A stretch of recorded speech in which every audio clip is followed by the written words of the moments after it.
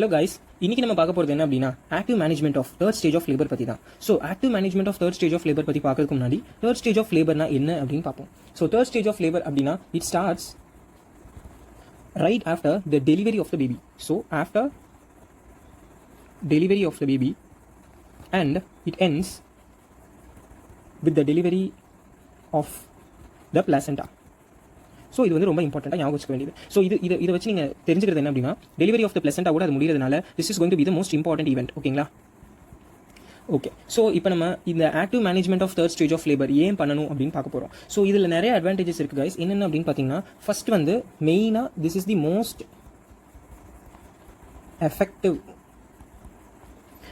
Effective and best method to prevent the PPH. Postpartum hemorrhage ஒரு dreaded complication guys after any form of delivery. So the most effective and best method to prevent PPH is going to be this third stage active management of third stage of labor.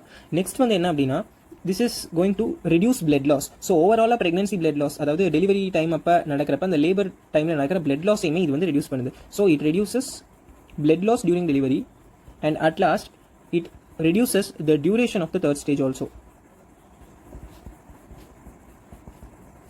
So இதை நீங்கள் ஞாபகம் வச்சுக்கணும். Next வந்து இது வந்து ஒரு important question guys. Which is the most effective method for prevention of PPH is a question. Okay, சரி, next நம்ம என்ன பார்க்க போகிறோம் அப்படின்னா இதில் என்னென்ன ஸ்டெப்ஸ் இருக்குன்னு சொல்லிட்டு. So first step is injection of uterotonics. Uterotonic ஏஜென்ட்ஸை எவ்வளோ நேரத்தில்? Within 1 minute. 1 minute from what? 1 minute of delivery of the baby. Or மோஸ்ட்டாக வந்து நம்ம ஸ்பெசிஃபிக்காக பேசுறதுனால immediately after the delivery of the anterior shoulder, நீங்கள் ஆன்டீரியர் ஷோல்டரை டெலிவர் பண்ணின உடனேயே you have to inject uterotonics. என்னென்ன யூட்ரோடோனிக்ஸ் இருக்குது அப்படின்னு பார்த்தா நம்ம மோஸ்ட் காமனாக WHO ரெக்கமெண்டேஷன் என்ன அப்படின்னா வந்து WHO recommends using oxytocin. So oxytocin is very very important guys. WHO என்ன சொல்கிறாங்கன்னா oxytocin is the uterotonic that should be injected once the delivery of the baby has occurred. So that is very important. So oxytocin நம்ம inject பண்ணணும்.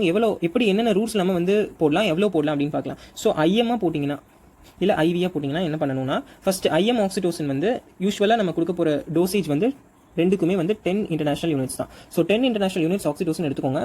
IV is the best method as WHO says and Williams Obstetricsமே IV is the most best method அப்படின்னு சொல்கிறாங்க. But if IV line is not secured அப்படின்னா we can go for IM also. So IV-ல போடுறீங்க அப்படின்னா you should give it 10 international units in 1 liter of crystalloid solution or most commonly used is Ringer's lactate. Okay, next IM வந்து நம்ம வந்து பட்டக்கில் கொடுப்போம். 10 international units must be given. So this is very important. So இதுக்கப்புறம் என்ன தெரியணும் அப்படின்னா oxytocin வந்து நீங்கள் வந்து இப்போ கொடுத்துட்டீங்க. ஸோ நெக்ஸ்ட் வந்து ஆக்சிடோசின் கிடைக்கல, ஒரு பெரிஃபரல் செட்டப்பில் இருக்கும், இங்கே ஆக்சிடோசின் இல்லை அப்படின்னா நம்ம என்னென்ன மற்ற ட்ரக்ஸ்லாம் வச்சிருக்கோம் அதில் என்னென்ன கொடுக்கலாம் அப்படின்னு பார்த்தீங்கன்னா first we are going to give methergine or methyl ergometrin. So methyl ergometrine கொடுக்கலாம். என்ன டோஸில் கொடுப்பீங்க? 0.2 mg. Always guys only IM, no IV.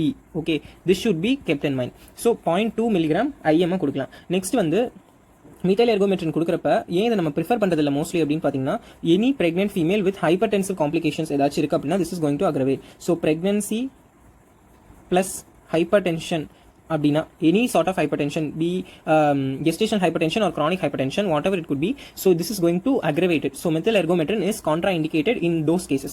ஓகேவா? நெக்ஸ்ட் வந்து என்ன ட்ரக் அப்படின்னு பார்த்தீங்கன்னா we can give sinmetropin. Okay, sinmetropin. So sinmetropin வந்து கொடுக்கலாம். இதில் வந்து என்ன இருக்கும் அப்படின்னா 5 international units of oxytocin இருக்கும், அதோட சேர்த்து 0.5 mg of methergin இருக்கும். ஸோ இதுவுமே நம்ம கொடுக்கலாம். நெக்ஸ்ட் இருக்கிறது என்ன அப்படின்னு பார்த்தீங்கன்னா same complications applies for this also. Next வந்து we can give carbetocin. Carbetocin is somewhat expensive drug and it is a newer drug guys. இது வந்து ஒரு synthetic oxytocin and the carbetocin வந்து it has a longer T-half also. இது எப்படி கொடுக்கணும் அப்படின்னா slow IV. Route என்ன அப்படின்னா very slowly you should give. Slow IV-ஆக கொடுக்கணும் and the dose is going to be 100 micrograms. ஓகேவா? So you should keep this in mind. Next லாஸ்ட்டாக ஒரு ட்ரக் இருக்குது மீசோப்ராஸ்ட்.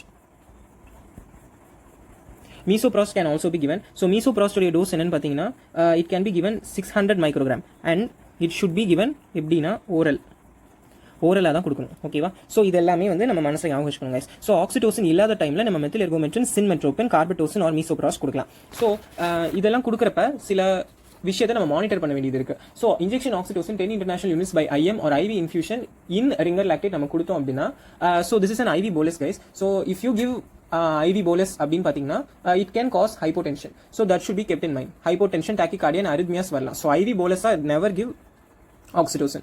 ஸோ ஆக்சிடோசின் இல்லாதப்ப இந்த ட்ரக்ஸ் எல்லாம் நம்ம தரப்போகிறோம். நெக்ஸ்ட் வந்து என்ன தெரியணும் அப்படின்னு பார்த்தீங்கன்னா, செகண்ட் ஈவெண்ட் என்ன, அதாவது செகண்ட் ஸ்டெப் என்ன அப்படின்னா டிலேட் கார்ட் கிளாம்பிங். ஸோ இந்த டிலேட் கார்ட் கிளாம்பிங் அப்படிங்கிறது என்னன்னா, எவ்வளோ டிலேட்னா எவ்வளோ நேரத்துக்குள்ள அப்படின்னா 1 to 3 minutes வரைக்கும் வெயிட் பண்ணலாம் கைஸ். ஆர் மோஸ்ட்லி வந்து என்ன சொல்லுவாங்க அப்படின்னா pulsations of the umbilical artery stop ஆகிற வரைக்கும் நம்ம வெயிட் பண்ணலாம் அப்படின்னு சொல்லுவாங்க. ஸோ 1 to 3 minutes போஸ்ட் டெலிவரிக்கு அப்புறமேட்டு நம்ம டிலேட் கார்ட் கிளாம்பிங் பண்ணலாம். ஸோ இதில் என்னென்ன தெரியணும் அப்படின்னா, ஏர்லி கார்ட் கிளாம்பிங் ஒன்று இருக்குது. ஏர்லி கார்ட் கிளாம்பிங் அப்படின்னா வித்தின் 1 minute நம்ம வந்து கார்டை கிளாம்ப் பண்ணுறது. So what are the conditions where we should do early cord clamping அப்படின்றது தெரியணும் கைஸ். என்னென்ன அப்படின்னா, first one is going to be any condition you take if it requires neonatal resuscitation அப்படின்னா you should do neonatal resuscitation. So next condition என்ன அப்படின்னு பார்த்தீங்கன்னா, birth asphyxia இருக்கு அப்படின்னா obviously neonatal resuscitation தேவைப்பட போகுது. So birth asphyxia is very important. Next என்ன அப்படின்னா, if the baby has been diagnosed in the periconceptual periodலயே வந்து it is a known case of congenital heart disease அப்படின்னா you should do that. And because some ஒரு 60 ml of blood, ஓகேவா guys, ஒரு 60 ml of blood தான் வந்து நம்ம வந்து 60 to 80 ml of extra blood தான் வந்து நம்ம பேபிக்கு வந்து delayed cord clamping மூலமா போகுது. So this 80 ml of blood is going to prevent neonatal anemia. So that is why what is the major advantage அப்படின்னு பார்த்தீங்கன்னா, it prevents anemia. ஸோ அதனால தான் வந்து how much ml of blood அப்படின்றதுமே ஒரு question தான். It is around 80 ml. ஓகேங்களா, இதையும் ஞாபகம் வச்சுக்கோங்க. ஸோ இதெல்லாமே தான் வந்து இம்பார்ட்டண்ட்டாக தெரியணும். நெக்ஸ்ட் இந்த fourth indication is going to be very important. இதில் என்ன அப்படின்னா வந்து RH negative mother, RH negative female இருக்காங்க. And if the indirect Coombs test is negative அப்படின்னா மட்டும் this is a non-ISO immunized pregnancy. ஓகேங்களா, ஸோ இந்த மாதிரி இருக்கிற கேசஸில் we are going to do early cord clamping. So this should be kept in mind. ஓகேங்களா. What about the HIV? HIV பொறுத்த வரைக்கும் என்ன அப்படின்னா, actually there are difference of opinions between NACO and ACOG. ACOG என்ன சொல்றாங்க அப்படின்னா do delayed cord clamping அப்படின்னு சொல்றாங்க. But according to our NACO guidelines, NACO says early cord clamping is best. ஓகேவா. So and another one thing, delayed cord clamping எந்தெந்த கண்டிஷன்ல பண்ணக்கூடாதுன்னு பார்த்தோம். What if the mother has COVID இருந்தா delayed earlier அப்படின்னு பார்த்தீங்கன்னா go for delayed cord clamping. Or else if it is a macrosomic baby, what you will do, macrosomic baby kume go for delayed cord clamping. If it is a post-term baby, go for delayed cord clamping. If it is a preterm baby, confirm you should go for delayed cord clamping. So this should be kept in mind. Next one enna, delivery of the placenta. So eppadi placenta va deliver pandrom அப்படின்றது very important. So controlled cord traction அப்படினு ஒன்னு இருக்கு guys. What is this controlled cord traction அப்படினு பாத்தீங்கன்னா என்னன்னா, this is also called as modified Brand Andrews technique.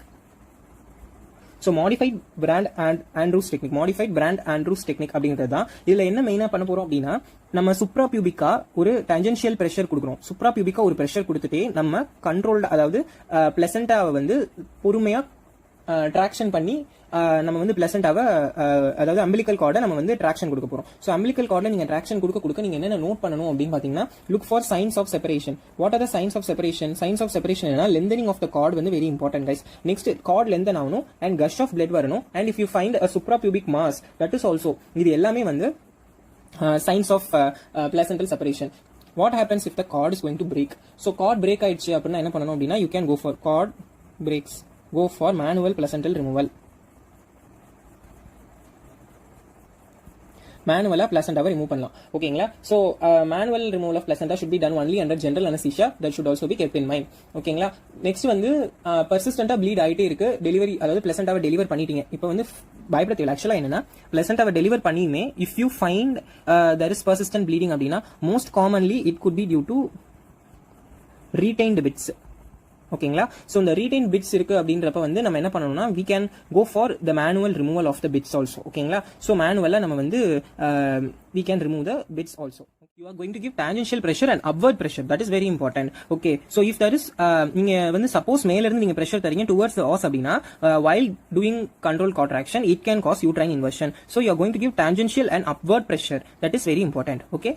வந்து fourth one வந்திருக்கு. என்ன அப்படின்னா, assessment of the uterine tone. That is very important guys, because எவ்வளவு, what is the frequency அப்படின்னா, intermittently we can assess the uterine tone for every 15 minutes. So every 15 minutes uterine tone வந்து assess பண்றோம் for எவ்வளோ நேரம் அப்படின்னா 1 to 2 hours. So this is very important. assess முன்னாடி வந்து நம்ம uterine massage அப்படின்னு ஒன்று வச்சிருந்தோம். So oldல என்ன இருந்தது அப்படின்னா uterine massageன்னு இருந்தது.